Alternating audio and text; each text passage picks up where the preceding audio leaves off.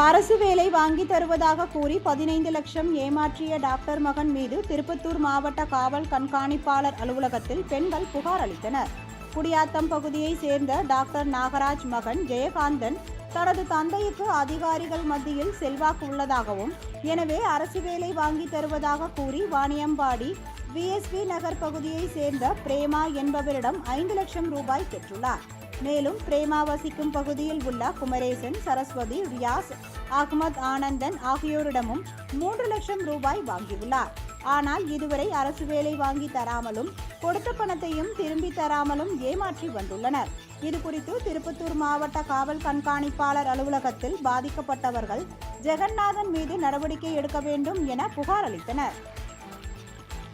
எனக்கு VP Nagaraj doctor, அவங்க பையன் பேர் ஜெயகாந்தன். அவங்க 2 பேரையும் என் பொண்ணுக்கு வேலை வாங்கி கொடுத்ததா பணம் 10 லட்ச ரூபா கேட்டார்.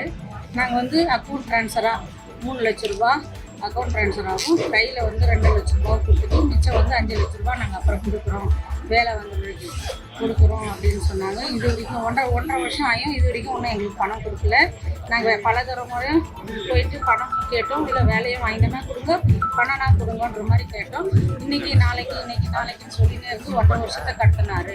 இல்லை 3 மாதத்தில் வேலை வாங்கி தரேன்னா அவர் பணம் வாங்குது.